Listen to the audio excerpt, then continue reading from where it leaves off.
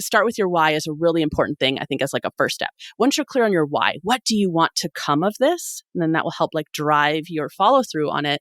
Then what you're really looking for are specific examples of what would this look like at my grade level. I think that's so incredibly important, especially for secondary teachers, is to see not just number talks. This is Michelle Rinehart from HowWeTeachMath.com. Michelle is an innovative educational leader who pushes us to take action, to empower female students to take risks, encourages us to add math talks to our daily routines, and how you can shift your practice in manageable ways. Stick around to hang out with us and our good Canadian transplant, Michelle Rinehart. You surely won't regret it. Let's cue up that music.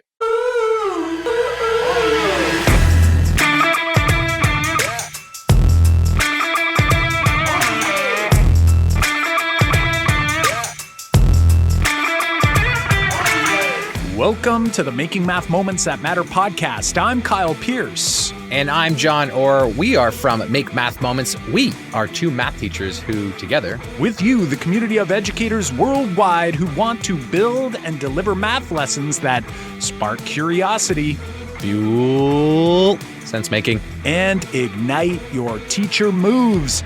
John, are you ready to dive in with our wonderful Canadian friend who is now living in the south of the United States in Texas? Our friend Michelle, you ready to go here? I am. But before we dive into our talk with Michelle, we want you to do a couple things for us. One is, whatever you're doing, we want you to stop. We want you to snap a pic of what you're doing. Share that with us on Facebook. Share that with us on Twitter or Instagram. Let us know what you're doing while you're listening to this episode. And the second thing, Kyle, is we want you to leave us a review on Apple Podcasts. Yes, we read all of the reviews on Apple Podcasts, and right now we want to share one of those with you. This one is from West Coast Rebecca on Apple Podcasts. She says, "The support I need to be the teacher I want to be. Have you ever received advice and it just felt right? Like in your heart, you already knew it, but you just needed a friend to bring it to the forefront? That's what this podcast is for teaching math. Kyle and John have helped me to explore my values as a math educator. They've given me concrete steps to teach in an authentic way that inspires learning and joy in my students." Wow, isn't that fantastic? Nothing energizes us more than hearing comments and reviews just like that one from West Coast Rebecca. Yes, so have you taken 10 seconds to hit pause? And actually, you don't even need to hit pause. You just take that phone out of your pocket, scroll down in your podcast app, and give that review. A rating and review really helps us to reach an even wider audience. So do us that quick favor. It would mean the world to us. All right, enough from us. Let's get on to this fantastic conversation with Michelle. Hey there, Michelle. Welcome to the Making Math Moments That Matter podcast. Cal and I are so excited to have you on the show today. How are you doing down in Texas? Hey, John, thanks so much for having me. I am so delighted to be here as well. We're doing well. It is hot, but that's Texas. So yeah, that's the summary. That's awesome. Well, you know what? We're going to have you dive in and tell us a little more about yourself. We know you, and I don't know, you said Texas, and Texas is great and all, but I'm wondering if you can dig down a little bit and tell us a little bit about, like, were you born in Texas? This is kind of a leading question here. Yes. Because the answer, Kyle. I don't know. Yeah, I don't know. Me and John being where we're from, us little Canucks here. I'm wondering, tell us a little more about where you're from, how you got into education. What's your role? Like, what are you doing now? And how did you come into that role or that place you're in now in education? Yeah, great leading question. Proud dual citizen here. So I've been in Texas for 13 years, but born and raised in Ontario, Canada. Did my K-12 schooling just outside of London, Ontario. I did my undergrad and teachers college in Ontario at Queen's University before moving to Texas after that. So yes, definitely have Canadian roots. Talking to y'all just makes me feel so at home. Makes me feel like I'm talking to family and friends from back home. It's wonderful. So to give you a little bit of a feel for where I'm at now. So my history in the US, I've been a high school math and science teacher. I've been a regional education specialist across an area of West Texas, serving 40 different schools. But currently, I'm a full-time doctoral student at Harvard University at the Graduate School of Education, where I'm working on training to become a system-level leader and really thinking about what does it look like to lead our schools into the future, and not just to lead them, but really to transform them to be what we want them to be. And then how did I get here? That's a long story, but I'll just pull out a couple pieces that I think are really interesting and particular to the work I'm doing now. When I was graduating high school, just outside of London, and I was thinking about what comes next for me. I was a first generation university student, or going to be a second in my family after my older sister. And I loved math and physics, but I had no idea who actually used math and physics in the real world. What can you do with that if you love that? For sure. You just be a teacher. I just heard it's really good. Really didn't know. So I went to my guidance counselor. I said, I love math and physics. I want to do that my whole life. What could I do? Right? What kind of jobs use that? And she told me, teaching. You would be a great teacher. And so I said, okay. So I applied to Queen's, got into their math and physics program, into their concurrent education program. And it wasn't until my second year of that program that I came to realize that the advice that I'd received as an OAC student or a grade 13 student, or I had to translate into American, but as a senior, if you will. Yes. Yeah. They're oh, yeah, that's a whole other conversation. But as a senior in high school was actually gender biased, where I came to realize that there were two young men who I'd graduated with who also loved math and physics, and they ended up in engineering programs. And here I was, top student at my school, valedictorian, had a love for these two subjects. And what I'd been coached into was education. And so for a long time in education, I kind of had this it wasn't a love-hate with the profession, but it was a love tension where I loved everything I was doing in the class, loved how I was serving kids, loved the relationships, loved how I was empowering students. But I had this tension where I kind of felt am I in the right thing? Did I get coached into the right thing, or could there have been something else for me? And so I had that tension for a long, long time throughout my teaching career. And I remember thinking I could have been an engineer, I could have been a rocket scientist, or I don't know what. And it wasn't until, this is so interesting how this came full circle. It wasn't until just a year and a half ago, so about 12 years into teaching, that it was the night before my interview at the Harvard Graduate School of Education. And I was going through all my notes and just over preparing, right? And I came across this quotation from Dr. Deborah Jewell Sherman, who would end up being one of my professors at Harvard. And she was encouraging people to really realize how difficult education is and how difficult educational leadership is, really transforming these systems. And she had this sentence where she was encouraging people, if they were kind of thrown off by those challenges, to pursue a different field like rocket science because it was easier. And it just so struck me. And y'all know, you're in it, right? You know, how difficult this field is, both from the perspective of day-to-day work, trying to stay afloat, trying to have an impact, while also trying to change the system that we're working in, right? And trying to make things more impactful and equitable. So now I'm very much in a love-love relationship, both with the profession, but also my place in it, because I know that we need our best and our brightest in education. And we do. We have that. And so it has just given me a whole new perspective in terms of education as a profession and what we can do. I just wanted to touch back on a couple of things that you brought up. First off, I wanted to give you a shout out as a Queen's Golden Gale. Yeah. That I also went to Queen's. So I did my teaching program at Queen's. I went Waterloo, but I was at Queen's for the year at MacArthur College, where we probably were in or had some similar teachers. So yeah, that's one shout out there for sure. But I did want to just ask you about this idea of you being coached into teaching. I'm wondering, do you feel like you were coached into teaching because you were a woman, or is it something else? You had mentioned that these other guys that you had they had the same love for you, all of a sudden became engineers. Do you think you were pushed that way because you felt like that person was not saying you could be an engineer? What was your feeling about that? Yeah, great question. So I think there are definitely two things at play. I think undoubtedly gender bias, whether it was conscious or unconscious, right? I think that both still exist very much within our system, was definitely at play there. I think another thing that was at play, which might have been kind of unbeknownst to my guidance counselor, actually still don't have a term for this. So if someone listening has a term, let me know on social media because I'd love to be able to describe this better. But I think there was also this very real gap based on where I was coming from. So, for example, my father was a farmer and my mother started in an entry-level position at the hospital. And by the time I was graduating, had maybe was beginning to kind of work into lower level management or whatnot. And most of the people we knew were farmers. I didn't know a ton of different careers. I didn't even know what an engineer was until my second year of university. And so I had this very real knowledge gap about what was even possible. And I'm not sure that my guidance counselor knew that per se. So she might have kind of believed, if you will, that I knew all the possibilities and felt like education was a great fit. Now, on the other side of it, I feel like education is a great fit. I am in the right place. I am doing what I was called to do. Another thing that is so interesting to me now about ending up in education, I'm incredibly passionate about gender equity work in general, but specifically for women within leadership positions.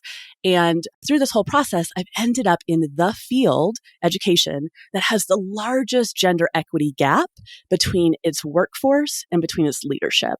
And I'm like, that's not an accident. I feel like I'm here on purpose to empower women to lead at all levels within education and to lead as themselves. And so, yeah, that's a little bit more about why I think this was all part of a plan.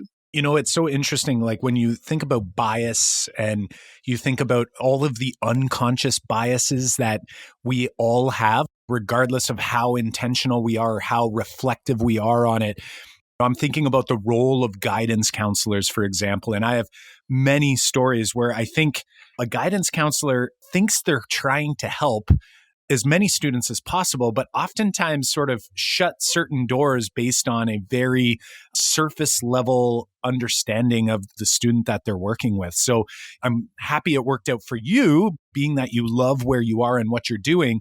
But on the other hand, you just wonder about how many students out there are looking to adults to help them make choices and decisions. And I don't know if we could ever be really qualified to give advice, but rather stay, I guess, more curious and allow students to kind of be coached into their own decisions on where they go. So that really resonated with me. I've got to know though, Michelle, we know you, I think everyone listening from outside Canada is always like, oh, do you know Tom from Canada? Right? Every Canadian knows each other.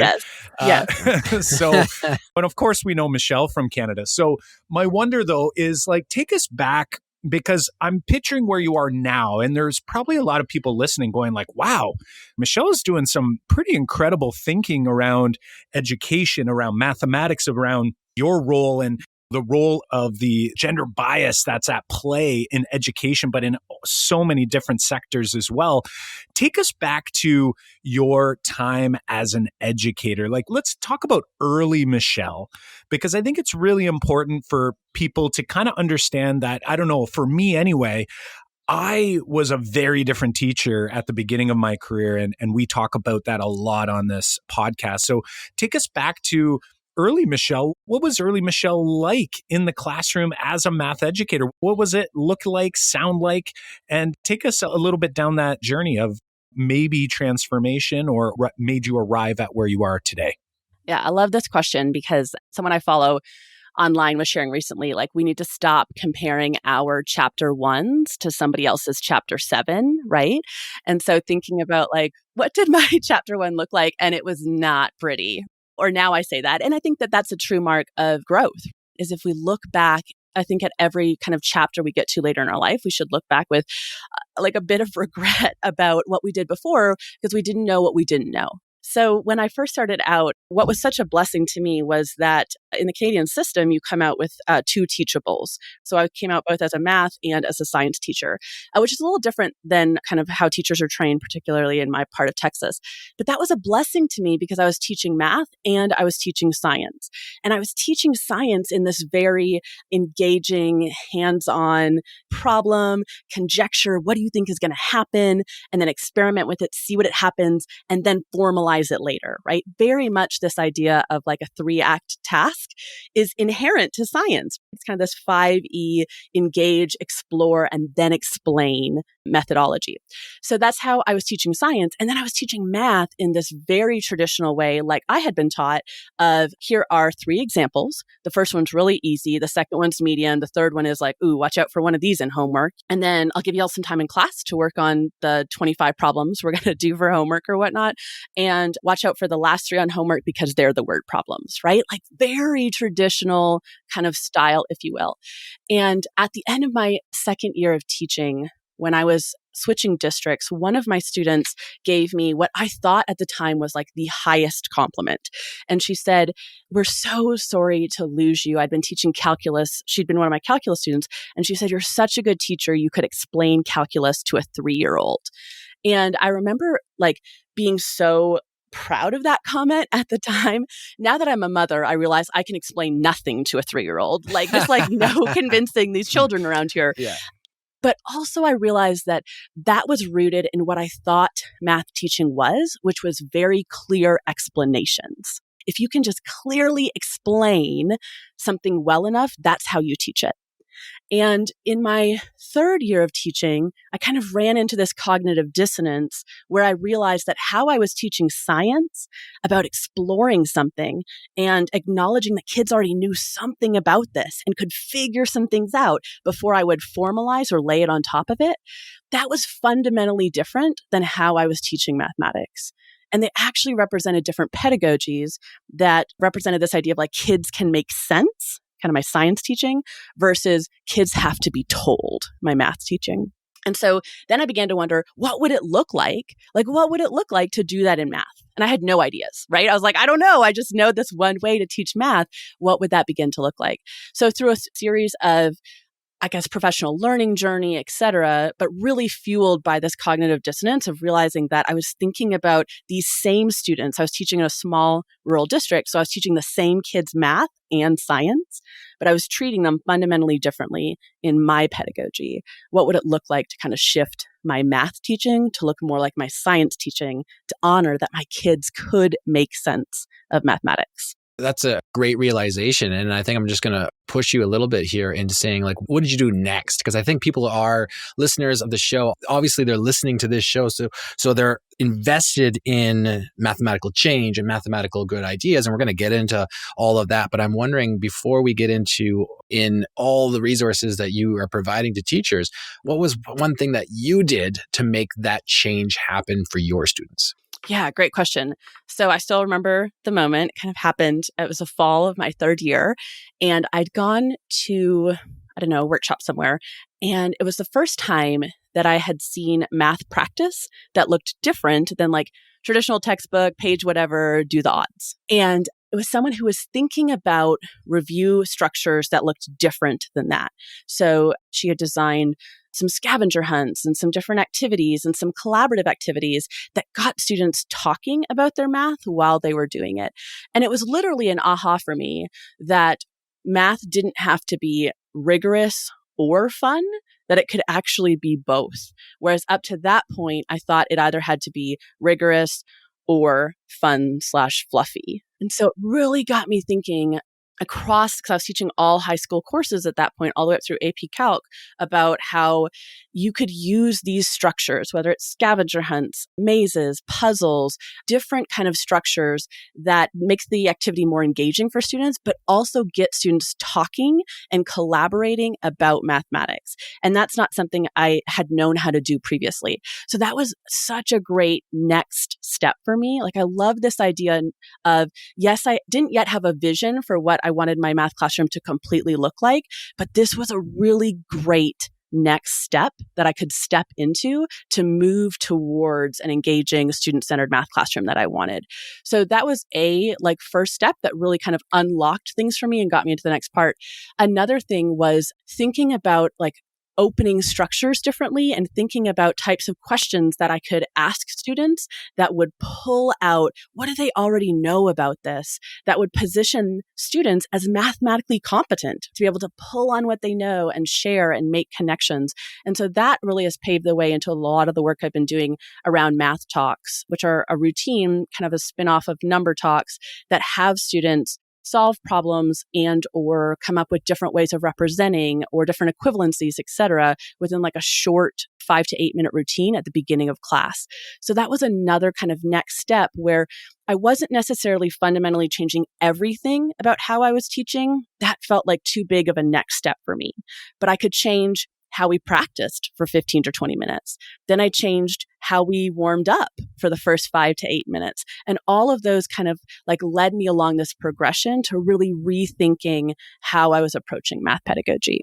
I'm so glad that you have kind of pointed out a couple of things, especially about this way we view comparing ourselves to people. And you just finished saying, it was, you didn't jump from one to the other. It was this small change you could make now that you don't know what your class is going to look like down the road, or maybe you did, but it was I can't get there right away. I have to make a small change incrementally to get there. And I think we missed the mark on that. Like you had mentioned before, that great quote about stop comparing your chapter 1 to chapter 7. That reminded me of another one of, especially when you're looking online on social media, that people are comparing their worst 80%. You think about your worst class and you think, this is my class, but you always see people's best 20% online, right? So you're comparing your worst 80% to their best 20%. You can't help but feel inferior. You're not there, or your chapter 1 versus chapter 7. I think you've done a great job here reminding everyone that it's a journey, and just because we're doing this now doesn't mean that you can't get there, but it's going to be a slow incremental process. Yeah, absolutely. And before, you had mentioned a number of great things. We want to talk about some of these routines and math talks in particular.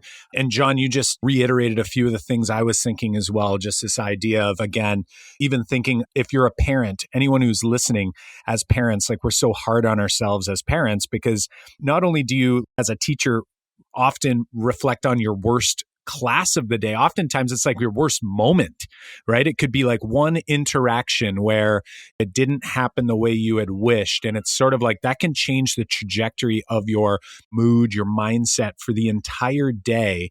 And it's almost like nothing else that day was good. And in reality, it's not quite like that. That 80%, 20%, you could probably say 99% to someone's best one, right? It's really that dramatic. So before we get too deep, we are rocking here. By the way, Michelle, you can tell there's some Canadian vibe here happening, and it's feeling super smooth. But before we get too deep, I want to go back. You had your memory of how math class should be done, right? Our understanding based on our own experiences, based on sort of just our own perspective of this is the way it's done, really, really reminded me. And I know, John, you'd probably agree because we have very similar experiences in this regard of how math class happened to us as students.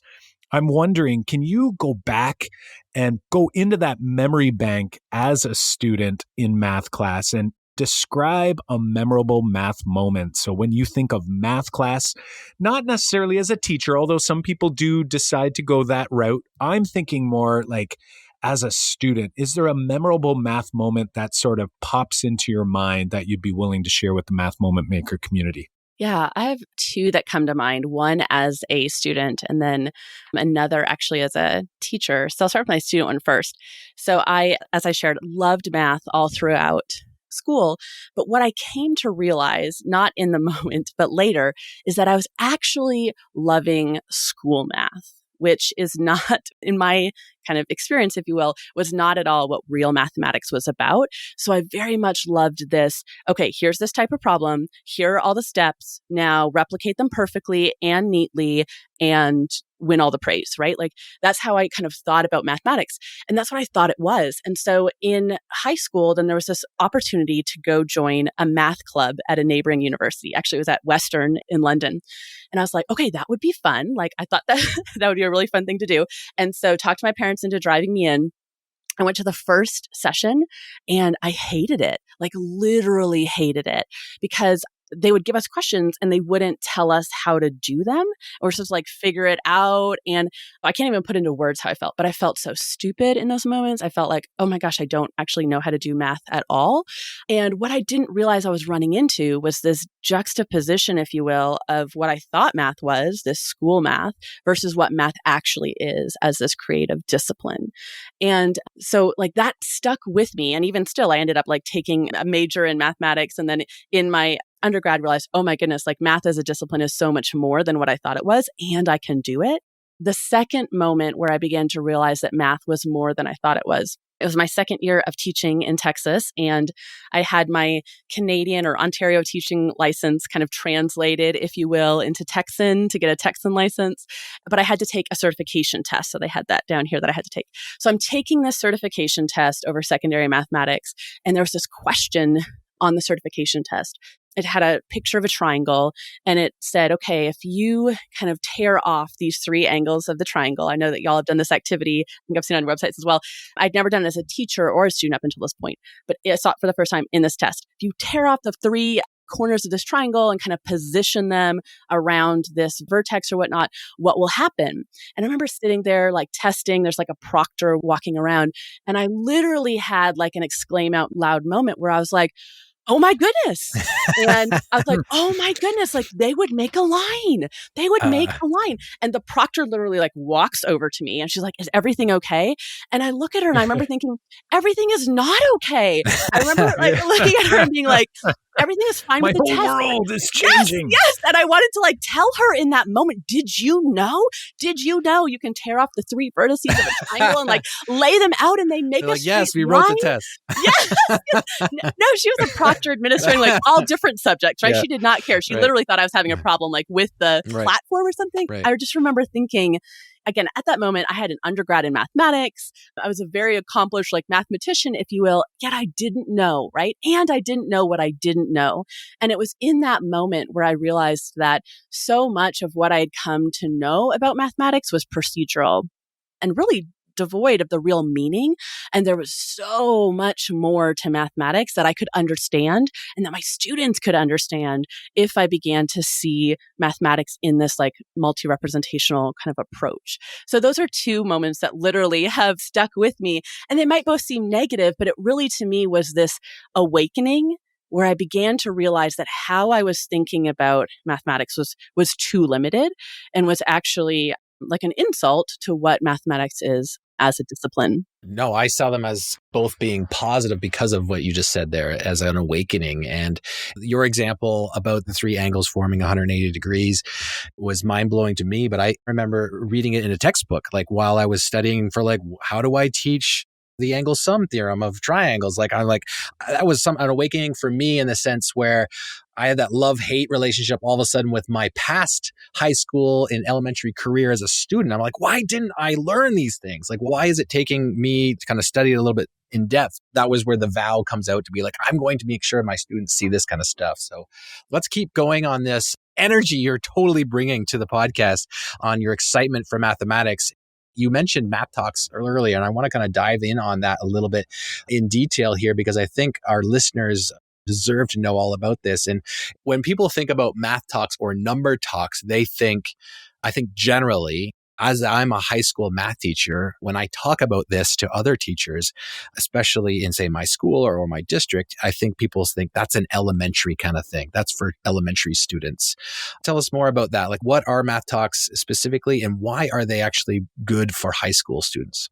So when I first kind of came upon this idea of similar thinking, was exposed to number talks as a really powerful structure at the elementary school level for a number of reasons. A, acknowledged and built upon the mathematics that students already know, right? Our students are not blank slates. They come in with the ability to make sense and with many mathematical ideas already. So I loved that component of it. Also loved the focus on having students talk. That was another thing that I wanted to do as a teacher when I wanted to kind of shift my instruction. But I was like, what would that even look like? Like, how do I get my students to talk about mathematics? So I loved that component as well. A third component is, and I kind of alluded to this earlier, it was a short instructional routine. So it was something I could try out. I could even try out over like a number of weeks without giving or sacrificing, I'm using air quotes here, sacrificing a huge chunk of my class time to something that I wasn't sure if it was going to work, right? So I could try to kind of shift my practice in this really manageable way in this 5 to 7 minute routine. And so all of those things got me really excited for like, what would this look like? The other thing I loved about Number Talks is that it was all about students using their minds. So mental math, but not necessarily in this way of like, you have to do everything in your head, you can't write anything down, but more so like using your mind to solve problems. So a colleague and I, her name's Amy Holscher, she's a teacher here in West Texas. We were both regional education consultants at the time at one of Texas's education service centers. It's kind of a service agency that serves multiple school districts here, kind of like a school board in a way in Ontario. And we were thinking about what would this look like? Like, what would it look like? What would the problems look like at a secondary level? How could you do this where you could get students talking about and thinking about problems within a relatively short context? And what we found is a lot of people had been doing work in this space or on the periphery of this space. So some examples that come to mind are things like coming out of Ontario, which one doesn't belong, right? WODB.ca, where you could literally be looking at 4 different mathematical artifacts or representations. That works, kinder all the way through calculus and beyond, and be thinking about similarities and differences. Alike and different is another kind of similar routine. There's a great book out from NCTM called High Yield Routines that shares 7 different structures, alike and different is one of them, that you can use for these kind of talks. But at the time, that book was written as a K through 8 resource. And so we really got thinking about what would it look like across secondary content? What would it look like beyond numbers? So for example, one of the routines is called Today's Number, where students are given a number. So in the lower grades, it might be a number like 10. It's a really important number there. In the upper grades, it could be something like in geometry, 180, really important number, right? Or square root of 2 or pi, other numbers that are really important. But it could also be like today's expression, where we give students an expression like, off the top of my head, 10x plus 25. And we ask students to represent that in as many different ways as possible to see like what's coming up for kids. Are students thinking about different properties like commutative property, associative property? Are they writing that expression in different ways? Are they thinking about, like each of those parts has groups of 5 in it and maybe rewriting it with distributive property? Are they thinking about it visually and kind of like drawing a model? Are they thinking about, that means like 10 x's, so like x, x, x, x, x, x, x. Like, how are they actually thinking about these expressions? And what I would contend is that in my early teaching, my students weren't thinking about those expressions, right? Like, I wasn't teaching them to be generative in mathematics and to think about these quantities in flexible ways. They would just think about that as like, I guess that's an answer or the answer. Or what she's looking for, right? Like what I'm going to have to put on something at some point along the way here. Right. I'd box that thing out. That's the right answer. And so this was like a fundamental shift to have students think about quantities, not as what you're suggesting, this final answer, the thing we're looking for, but as like inherent mathematical quantities that we can do things with, that we can reason with and be flexible with. And we might wonder like, well, why? Like, isn't it about getting the right answer, right? So why do all this like flexibility work if it doesn't get you to the answer? But what I've come to realize is that having that mathematical flexibility empowers students to be able to do other mathematics much more efficiently and with ownership and agency. So if you can think flexibly about quantities, then could you factor? Could you look at equations differently? Could you do all of these things differently? And so that's kind of the landscape we're trying to move into with Math Talks, was to think about how do we develop those mathematical habits with secondary content. I love it. And thinking about that flexibility piece, I think as well, it's like shifting kids from this idea of like, I don't know how to do that to I can figure this out. Like, I'm not sure where to go right now, but I can work through this because I have the tools, I have the strategies that have emerged, the models that have emerged. And I'm going to back up. You sort of said in a roundabout way what we've heard Kathy Fosno say as well, which is mental math isn't math you do in your head, it's math you do with your head. And I love that. It just so clearly helps us to realize that, wait a second, I was that teacher for so long where in math class, especially in grade 9, if I was working with students who have typically struggled in math, so they're in a stream, right? So now we're obviously talk about access and equity. We have a group of students who basically were underserved by the math education that they've had overall. And now they've all been grouped into this particular class. And in my mind, I had the mindset of like, I'm just going to show them how to do everything, like you said earlier. And I'm going to just make sure that they know how to use their calculator to help them get all the answers. And that actually worked for a long time with standardized testing, with what I was assessing and evaluating, like what I cared about at the time. That worked. The problem is now when I look at the way I envision math and what I want for students, that flexibility, it didn't work for that. Like now I want students doing more with their head. I want them to model. I want them to show. I want them to explain, to reason, prove, conjecture, all of those things. And it was totally missing early on. So I'm thinking back, and you had already mentioned, and you said it so well about this idea of how transformation happens slowly. It's bit by bit. And I'm wondering, so I think we'll probably focus in this math talk thing. I think it's really important for high school teachers to see the value, because I know when I go into a high school class, a lot of the math talks I do in high school classes are very similar to the math talks I'm doing with grade 5, grade 6 students. So if I'm in a grade 10 class and I'm using the same number strings as I'm using in grade 5 and 6, what does that tell you about how flexible our, I'm going to say, quote unquote, traditional approach of teaching math has worked for building their flexibility and their fluency? I'm going to say not so hot. So my wonder is, to the question, after that long-winded 5-minute conversation I just had with myself, I'm wondering, those who are sitting at home and they're going, okay, this sounds amazing. We've heard Kyle and John talk about math talks before. Clearly now Michelle's another person that's like advocating. How might you suggest someone who's listening get their feet wet to explore this idea? Because like you said, the first thought you have in your head, especially in high school, is, do I have the time to spend, or some might say waste, on this if I'm not sure what the end goal or what the end result is going to be? Like, do you have any like get started tips that you might recommend they sort of point their attention to?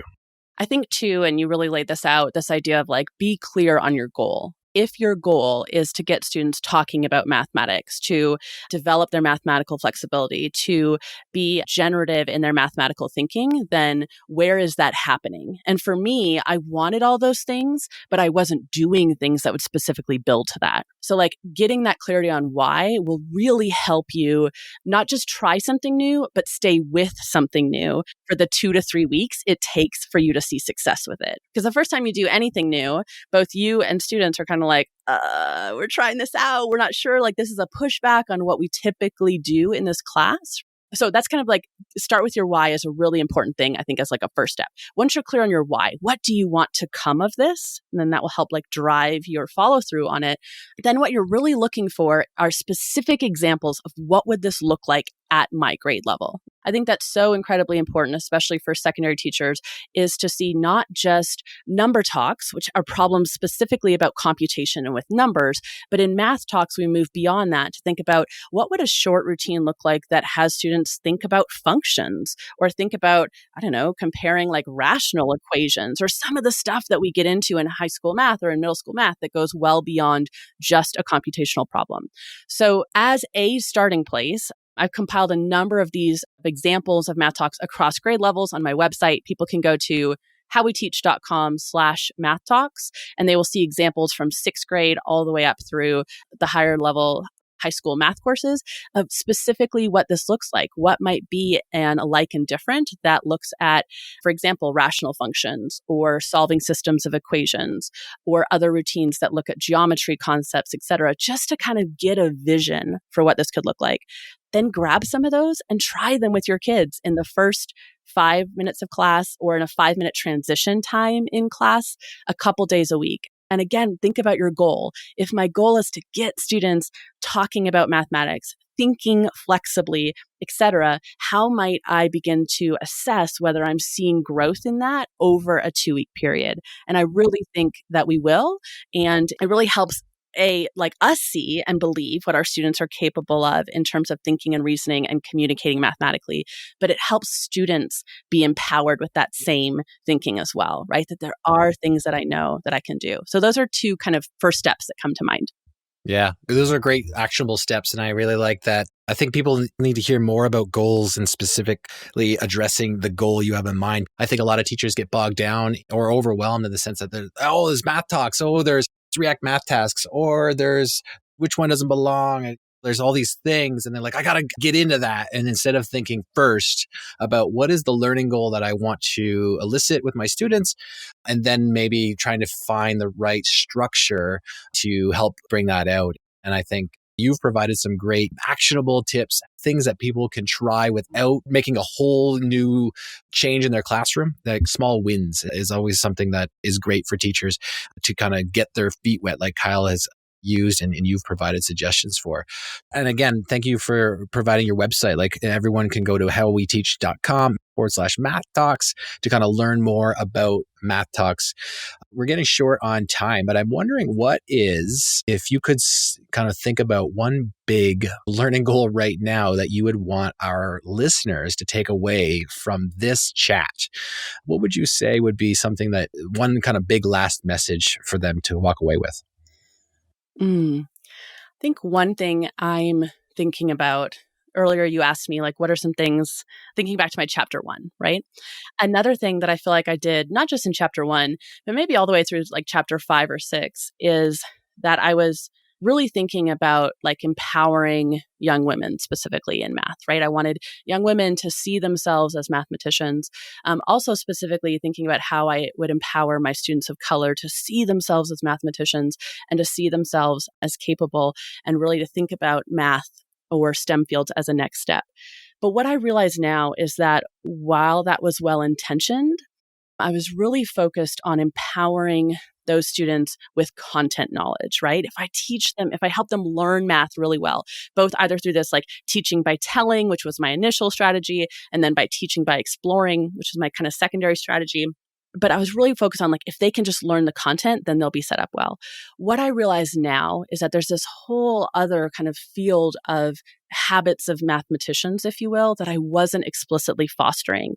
And so I think one of my big takeaways now would be to think about how we can, and I'm focusing in again on young women here, how we can help empower our female students to not be like perfect in their math, but to instead be brave in their math, to be risk takers in their math. There's this incredible quote from Carol Dweck. I'm paraphrasing here, but if the world was just one big grade school, then women would rule the world. And she's kind of calling out the difference between what is viewed as success in school, right? Be perfect, be neat, follow all the rules, do all the things. And we train our young women to do that really well. And then that fails them when they get into these larger spaces of the real world which rewards bravery and risk taking. And so I think this is particularly true in math as well, where we've traditionally thought of math as a set of rules, right, to learn and to follow and to mimic. And so then what does it look like to empower our students as brave risk takers? So that's something I'm very much still thinking about and working towards, and seeing that as a form of empowerment hand in hand with the content knowledge. I love that. That's a big takeaway. I feel like there's a lot of awesome thinking that people will take away from this conversation, both around this idea of gender equity and bravery in mathematics versus just compliance. I think that's really, really a big piece. And then also this idea of flexibility and fluency.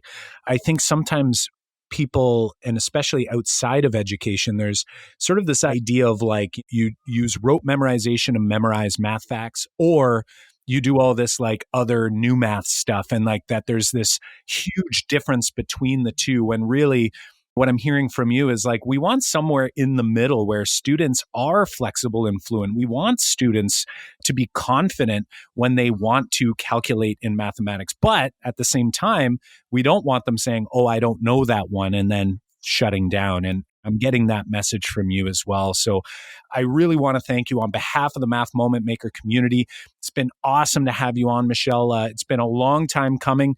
We were hoping to get you on much, much earlier, and, time and, I don't know, PhDs get in the way and all of those things. So we want to thank you for taking some time out of your day, having a chat here with both John and I and the rest of the community. And we hope that we'll get to catch up with you sometime soon, maybe this side of the border once it opens. Yes, that would be wonderful. Thank you all so much for having me on. It was such a pleasure. Awesome. Thanks for joining us. Hey, John, it was great to finally welcome Michelle onto the show. I know we had been talking about doing this for quite some time, so it was great to get a chance to catch up and to hear about all of the great things that she's trying to do to bring to the math education forefront. Wow. Awesome chat there. I always learn so much when we talk with math influencers just like Michelle. In order to ensure you don't miss out on our next episode, as we release episodes every Monday morning, be sure to subscribe on Apple Podcasts or your favorite podcast platform. Also, if you're liking what you're hearing, do us a huge favor and share this podcast with a colleague and help us reach an even wider audience by leaving us a review on Apple Podcasts. And go ahead and tweet us at Make Math Moments on Twitter, or send us a message on Instagram, or look us up on Facebook. Show notes and links to resources from this episode, plus full transcripts, can be found at makemathmoments.com/episode 122. Again, that's makemathmoments.com/episode 122. Well, my friends, until next time, I'm Kyle Pierce. And I'm John Orr. High fives for us. And high five for you.